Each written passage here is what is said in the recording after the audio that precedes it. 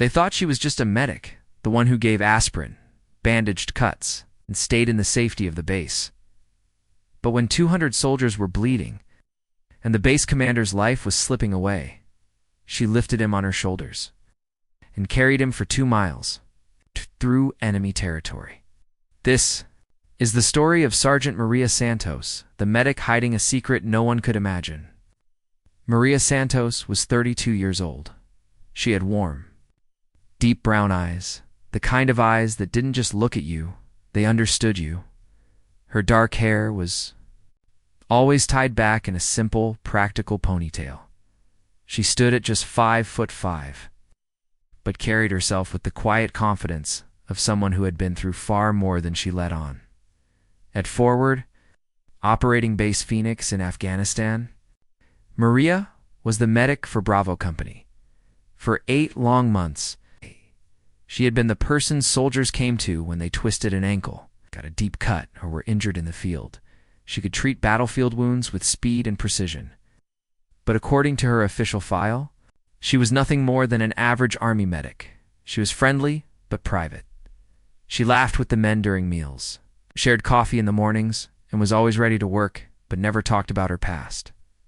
And so, the soldiers thought they knew her. They didn't.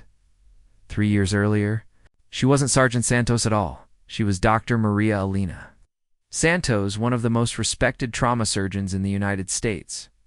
She had graduated from Harvard Medical School, specialized in emergency surgery and battlefield trauma, and published research papers that other doctors studied. She was known in medical circles as a rising star. Brilliant. Fearless in the operating room, she was on track to become the youngest head of surgery at Johns Hopkins Hospital in Baltimore. Her colleagues admired. Her patients trusted her. Her future was set. Then came the night that changed everything. It was supposed to be a standard surgery. She had been on shift for nearly 36 hours without sleep, a grueling schedule that was normal in big city hospitals. Her patient's life depended on her hands staying steady, her mind staying sharp. But fatigue is a dangerous enemy, even for the best, in one critical moment. A decision she made went wrong. The patient died on the table. The hospital investigated.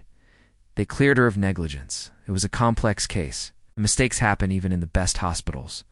But Maria didn't care about the official verdict. In her mind, she had failed. And for her, that was unforgivable. She walked away from everything. Her $400,000 year salary, her penthouse apartment overlooking the city, her reputation as a rising star in medicine.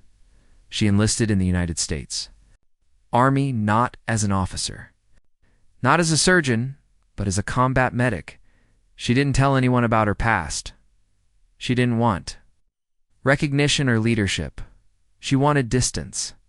She wanted to go as far from civilization as possible, to a place where she could use her skills to help soldiers in combat and maybe balance the scales for the life she had lost. For 8 months at FOB Phoenix, Maria lived quietly. She cleaned wounds, gave medication, and stabilized injured men until helicopters could take them to proper field hospitals. She never performed surgery, never stepped beyond what a normal medic was supposed to do. The truth about her skills stayed locked away. Her tent was small. A folding bed in the corner, shelves lined with supplies, and the faint smell of antiseptic always in the air. Her world had become simple. Care for the wounded. Keep your head down. Survive each day. And in that simplicity, she found a fragile kind of peace. But on one Tuesday morning, at exactly 6:47 hours, that peace shattered. The first explosion was so powerful it knocked her off her feet. Her head hit the floor hard. The air filled with dust and the metallic smell of blood. The second blast blew out the medical tent's windows, showering her in glass. By the third, she knew this was no random attack. This was a coordinated strike, designed to kill as many soldiers as possible. She grabbed her medic bag, instinct and training kicking in instantly, and sprinted toward the sound of screaming. Outside, the base was unrecognizable. The The main barracks had been reduced to a pile of rubble and twisted steel. A massive vehicle-borne IED had gone off, burying dozens of soldiers. Ammunition storage had caught fire, setting off secondary explosions that shook the ground. The air was thick with smoke and dust. Soldiers were coughing, shouting, and bleeding. Some lay still. Others reached out with trembling hands, begging for help. It was chaos, the kind of chaos even a surgeon doesn't forget. Sergeant First Class Williams. The senior NCO stumbled toward her, blood running down his cheek from shrapnel. Santos, thank God you're here. We've got casualties everywhere. Start triage. Maria's hands were already moving, her eyes scanning the wounded. Triage in combat is brutal, deciding who lives, who waits, and who is too far gone to save. She worked quickly, her mind assessing injuries in seconds. But her trained surgeons' eyes saw something others would miss. Some of the men who looked doomed might live if surgery happened right now and in a war zone. That was impossible. Then Williams shouted words that cut through the chaos. We found Colonel Martinez. He's alive, but hurt bad. Maria froze for a second. The colonel was not just the base commander, he was the man keeping their unit together. If he died, morale could break. She tightened her grip on her medic bag and ran toward him. The attack and the colonel's condition, approximately 4-minute Maria, ran through the dust and smoke, her boots pounding the broken ground. Her heart was racing. But her mind was clear, every step bringing her closer to the place where the colonel was trapped.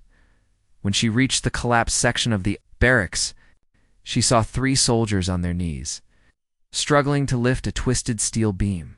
Beneath it lay Colonel David Martinez. His uniform was soaked with blood, one leg bent at an unnatural angle, bone pushing through the skin. His face was pale, lips dry, eyes glassy with shock. Maria dropped to her knees beside him. "Colonel, can you hear me?" she asked, her hands already checking for a pulse. His breath was shallow, weak. The artery in his leg was bleeding fast, and his abdomen was swelling, a deadly sign of internal bleeding. Williams appeared beside her. His vitals are crashing. We can't move him until evac gets here. Maria shook her head. Evac won't make it in time. He'll bleed out in minutes. The colonel's voice was faint but steady. How bad is it, Santos? She hesitated. She didn't want to tell him the truth, but his eyes demanded it. You've got massive internal bleeding, likely ruptured spleen, possible liver damage, and a torn artery in your leg. Martinez gave a slow nod. Too many casualties today.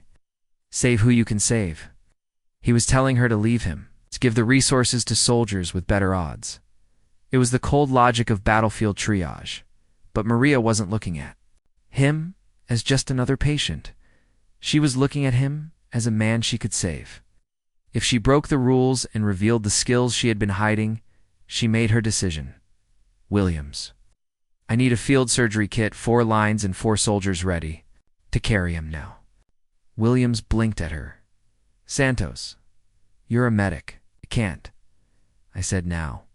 Her voice cut through the noise like a blade. Williams ran for supplies while Maria pulled trauma shears from her kit, slicing open the colonel's uniform. Her hands moved with speed and precision, making deep, confident cuts, exposing the wound without hesitation. She could feel Williams' eyes on her when he returned. He had never seen a regular medic move like this. Ruptured spleen confirmed. Arterial bleed in the left thigh. Give me suction and clamps. Nothing but basic field tools. She began surgery right there in the dirt. Her fingers found the torn artery. Clamping it to stop the blood loss, she used quick practice stitches to close the leg wound enough to keep him alive for transport. Then, working deep in his abdomen, she repaired the damage to his spleen. Captain Johnson rushed over, eyes wide. Santos, what the hell are you doing? Saving his life, she replied without looking up. Within minutes, Colonel's bleeding slowed. His pulse steadied. It wasn't a full fix, but it was enough to buy him time. Maria tied off the final stitch and looked at Williams. Get him ready for transport.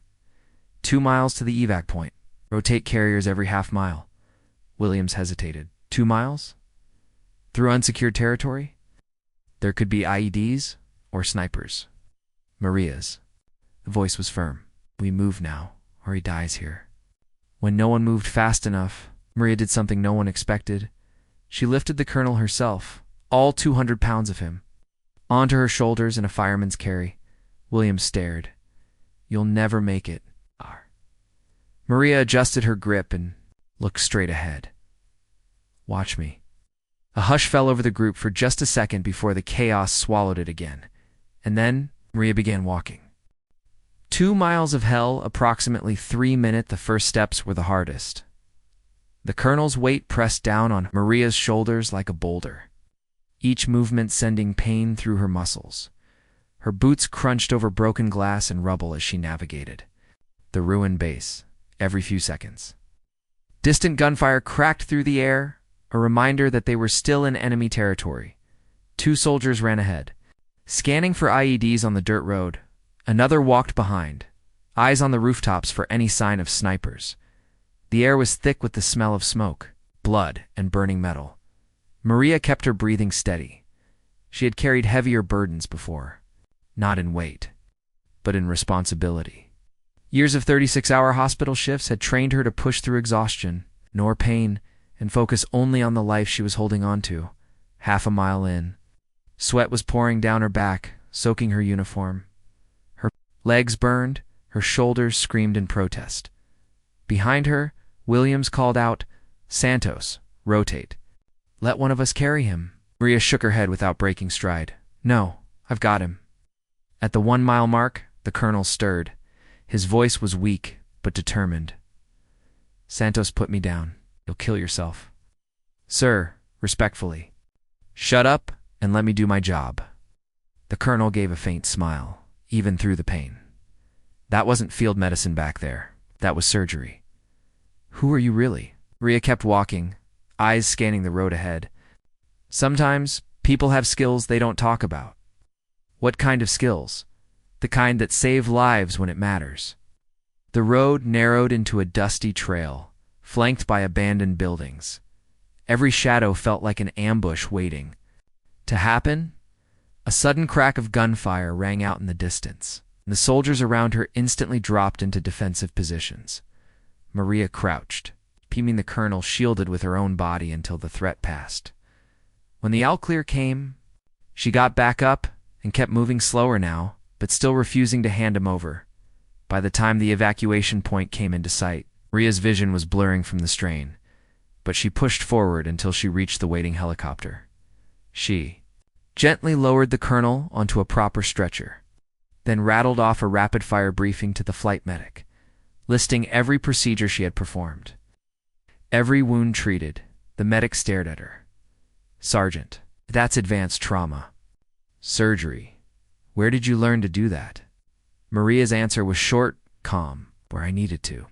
The truth they never spoke. Approximately 3 minutes, the helicopter's rotors thundered overhead. Kicking up dust and debris, Maria stepped back as the flight medic secured Colonel Martinez inside. She watched as the doors closed, the helicopter lifting away into the hazy Afghan sky. For a moment, she stood there in the silence that followed. Her arms trembled from the weight she had carried. Her uniform clung to her skin, soaked in sweat and dust. There were still dozens of wounded back at the base. And without a word, she turned and started the long walk back. By the time Maria returned to FOB Phoenix, reinforcements from a forward surgical hospital had arrived.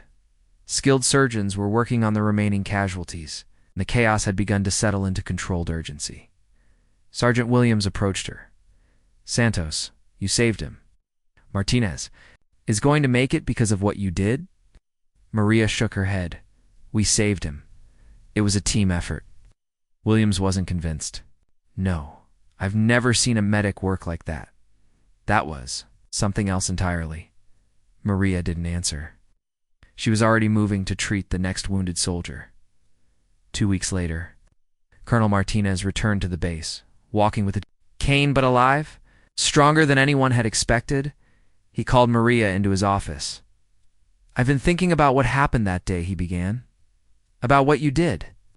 I just did my job, sir, Maria replied. No, Martinez said, leaning forward. You did someone else's job. You performed surgery in the rubble of a bombed building. It carried me 2 miles through unsecured territory. That's not standard medic work. So tell me, Sergeant. Who were you before you were Sergeant? Santos. Maria met his gaze for a long moment before answering quietly. Before doesn't matter, sir. What matters is now. Martinez studied her for a moment and nodded slowly. I'm recommending you for the Silver Star. What you did was beyond the call of duty. Maria gave a faint smile. I don't need recognition. I just need to keep doing my job. In the months that followed, word of her ability spread quietly. Officers began seeking her advice on complex medical cases. Soldiers came to her with injuries they didn't trust to anyone else. She never told anyone she had once been a top trauma surgeon. But she also stopped pretending to be just a medic. When surgery couldn't wait for evacuation, she performed it. When the hardest decisions had to be made, she made them. 6 months after the attack, Maria received new orders: instructor at the Army Medical School, teaching advanced battlefield medicine to the next generation of combat medics. It was Colonel Martinez who had recommended her, writing in his report, Sergeant Santos possesses medical knowledge and surgical skills far beyond her official qualifications. She has repeatedly demonstrated the ability to save lives under the most extreme conditions. Whatever her past, she represents the very best of what a combat medic can be. And so, Maria Santos, once just a field medic, became something more, a bridge between two worlds. Combining the precision of civilian surgery with the courage of battlefield medicine, not because of her title, not because of recognition, but because saving lives was simply who she was.